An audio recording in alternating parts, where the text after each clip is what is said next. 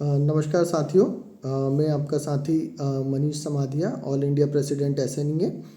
मैं बहुत समय से कुछ मेरी बातें हैं, कुछ संदेश आप तक पहुंचाना चाह रहा था, पर सभी से एक साथ बातचीत करना संभव नहीं हो पा रहा था। तो मैंने इस मेरे वीडियो मैसेज के माध्यम से मैं आप लोगों से सभी को मेरा संदेश देना चाह रहा हूँ कि कुछ समय से हम लोगों ने देखा है कि विशेषकर जितने भी प्रमोशंस हैं, जो भी अभी कोर्ट केसेस में लंबित हैं, तो उनका निराकरण बहुत लंबे समय से नहीं हो पा रहा है। चाहे हमारे जो एजीएम साथी हैं, उनका रेगुलर डीजीएम का प्रमोशन का भी चंडीगढ़ में अभी कोर्ट केस में विथहेल्ड है। अभी अभी हम लोगों का एओ टू सीओ जो प्रमोशन है, उसको लेके फाइनली सीनियरिटी लिस्ट कोर्ट के केसेस के ऑर्डर के बाद में मैनेजमेंट ने पब्लिश किया है। तो उसी प्रकार से हमारा जेटीओ से एसडी का जो प्रमोशन है, उस पे भी लगभग 1.5-2 साल से स्टे लगा हुआ है। जो एससीएफ से प्रमोशन होना है, लगभग उसमें 406 के करीब या जितनी भी वैकेंसी रहेंगी, उसमें से कुछ हमारे एसआरडी की बैच के जो साथी हैं वो प्रमोट हो गए हैं। उसके बाद जितनी भी वैकेंसीज रहेंगी, अगर वो कोर्ट केस हम लोगों का अगर उसका निराकरण होता है, तो हमारे इमीडिएट लगभग 250 से 300 या जो भी वैकेंसी अप्रॉक्सीमेट रहेगी, उतने साथियों का प्रमोशन उसमें हो सकता है। जैसा भी आप लोगों ने देखा कि हमारे एसडी से एजीएम का जो एलआईसी का स्टे था, जैसे ही वो क्लियर हुआ, मैनेजमेंट ने तुरंत रिज़ल्ट डिक्लेयर किया है और जल्द ही उन सभी के पोस्टिंग ऑर्डर भी इशू होने की पूरी संभावना है। तो चूँकि अब ये जो जेटीओ से एसडी एससीएफ प्रमोशन का केस है, इसकी next date of hearing 4 March है और उसके लिए हमारी एसएनए टीम ने पूरा प्रयास किया है। मैनेजमेंट से भी हम लोगों ने डिस्कशन किया है और उनसे निवेदन भी किया है कि हम लोगों का जो टाइमली वहाँ पे जो बीएसएनएल के एडवोकेट हैं वो अपना बीएसएनएल का पक्ष रखें और साथ में इस स्टे को वेकेट कराने का प्रयास करें। तो उसके लिए हम लोगों द्वारा ऑलरेडी प्रयास किए जा रहे हैं। निश्चित अब की बार उम्मीद है कि वहाँ पे बीएसएनएल के एडवोकेट अपना पक्ष अच्छे से रखेंगे। साथ में मैं इस मैसेज के माध्यम से सभी मेरे जो पिटिशनर साथी हैं, उसमें से अधिकतर कुछ हमारे साथी मैकेनिकल इंजीनियर हैं जो 95 बैच डीओटी के रिक्रूटेड हैं, तो उनके साथ भी निश्चित अन्याय हुआ है कि उन लोगों को जो टाइमली प्रमोशन मिलना था वो नहीं मिल पाया और आज उनको अपने नेक्स्ट प्रमोशन एसडी प्रमोशन को इंश्योर करने के लिए अपने सीनियरिटी के लिए कोर्ट केस में जाना पड़ा। तो अभी हम लोगों ने हमारी जो पंजाब सर्कल की कॉन्फ्रेंस थी, उस समय पे भी कुछ जो साथी हैं और जो पिटिशनर साथी हैं उनसे मिलने का प्रयास किया था और जो उनके जो हमारे साथी हैं जो उनसे मिल के हमारा पक्ष उन तक रख सकते थे, उनसे भी हम लोगों ने मैंने जनरल सेक्रेटरी ने कई दौर के डिस्कशन किए हैं।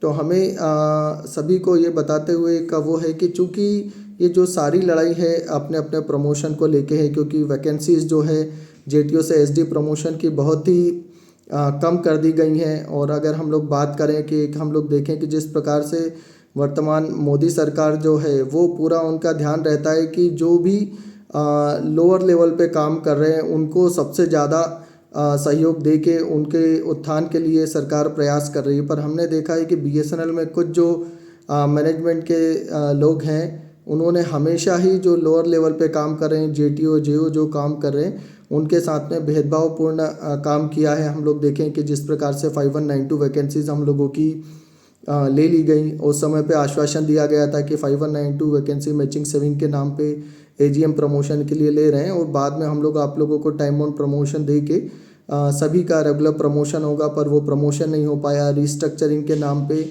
3500 के करीब हम लोगों की जेटीओ से एसडी एलआईसी की वैकेंसीज एबॉलिश कर दी गई। साथ में कुछ एक्सेस प्रमोशन भी दिए गए, जिसके कारण कि 2000 के करीब एजीएम प्रमोशन होने के बावजूद भी उतनी वैकेंसीज हम लोगों के एसडी प्रमोशन के लिए नहीं आ पाई। पर हम लोग पूरा हमें विश्वास है कि अंतत्वगत्वा हम लोगों को न्याय मिलेगा और हम लोगों के जितने भी साथी हैं जो AIL 3 के साथी हैं, वो लगभग उनको 11 से 12 साल हो गए अपने प्रमोशन की राह देखते हुए। हमारे जूनियर जो बैचेस हैं वो भी लगभग 3 साल कई वर्षों पहले अपना पूर्ण करके अपना जेटीओ से एसडी प्रमोशन के लिए एलिजिबिलिटी लेके बैठे हैं और लगभग 9000 के करीब हमारे साथी ऐसे हैं जो आज की डेट में अपने नेक्स्ट प्रमोशन के लिए एलिजिबल हैं। तो हम लोग एसोसिएशन के माध्यम से मैनेजमेंट से जो रिस्ट्रक्चरिंग रिव्यू को रीओपन करने का प्रयास किया था और मैनेजमेंट ने भी उसमें सहयोग दिया।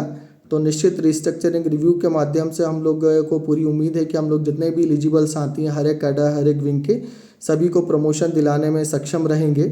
पर जब तक वो रिस्ट्रक्चरिंग रिव्यू या उसका प्रोसेस कंप्लीट नहीं होता और चूँकि जेटीओ से एसडी एलआईसी जो जेटीओ से एसडी एससीएफ वाला कोर्ट केस है उसकी date next date of hearing 4 March है। तो हम इस मैसेज के माध्यम से सारे पिटिशनर साथियों से यही निवेदन करना चाहते हैं कि सर आप अपने हक की लड़ाई चाहें तो जारी रखें।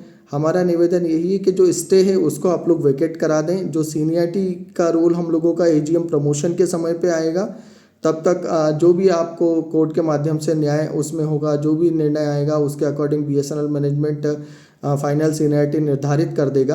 पर हाल फिलहाल जो जेटीओ से एसडी प्रमोशन के लिए संभावना है कि हम लोगों की अभी लगभग 1400 से 1500 के करीब वैकेंसीज़ अवेलेबल है। जो हम लोगों ने एक कैलकुलेशन किया है कि लगभग 14 से 1500 वैकेंसीज़ अवेलेबल हैं और हम लोगों को सभी साथियों को प्रमोशन अगर चाहिए एससीएफ के थ्रू प्रमोशन चाहिए तो लगभग 2600 के करीब वैकेंसीज़ का हम लोगों को रिक्वायरमेंट है। अभी हमारे लगभग 1100 डीजीएम साथियों के लिए वैकेंसीज़ हैं पर उनका रेगुलर प्रमोशन नहीं हुआ। इसी प्रकार से एसडी से एजीएम में भी जो हमारे लिस्ट 13 तक के साथी हैं उनके लिए भी लगभग 2500 से 2600 वैकेंसीज़ की आवश्यकता है।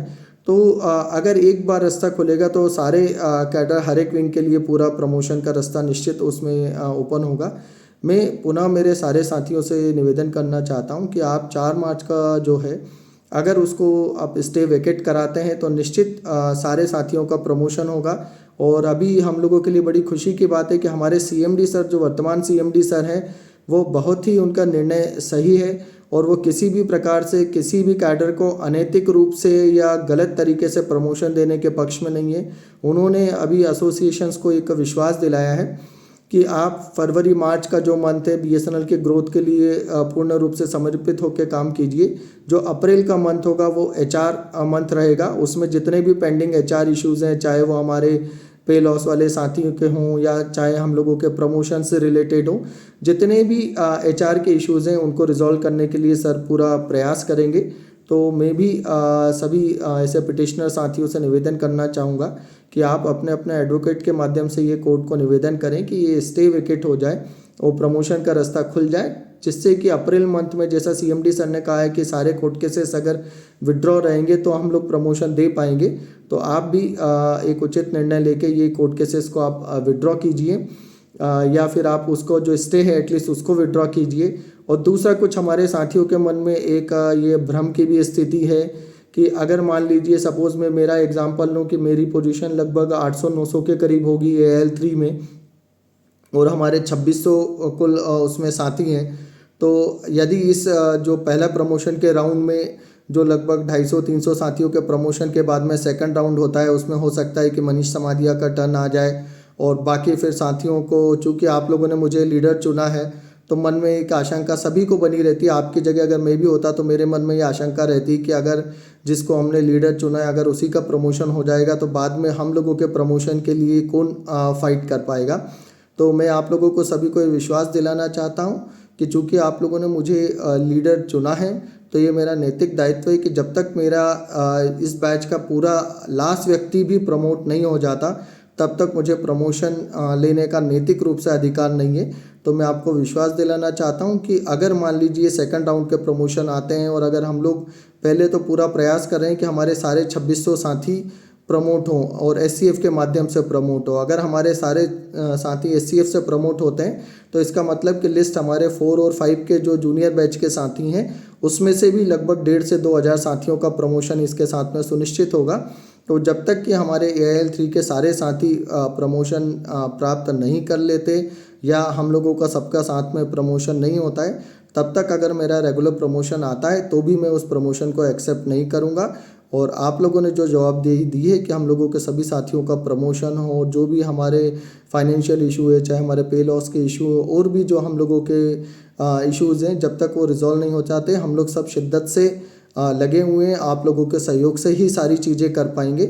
पर मैं आपसे यही पुनः अनुरोध करना चाहूँगा मेरे सारे साथियों पे कि आप एकता बनाए रखें, पेशेंस रखें, एक दूसरे में फेथ रखें। अगर हम लोग एकजुट रहेंगे तो सभी साथियों के प्रमोशन होंगे और जितनी भी हम लोगों की डिमांड्स हैं, जितने भी हमारे एग्जीक्यूटिव का डिमांड्स हैं वो ईश्वर की कृपा से पूर्ण होंगी।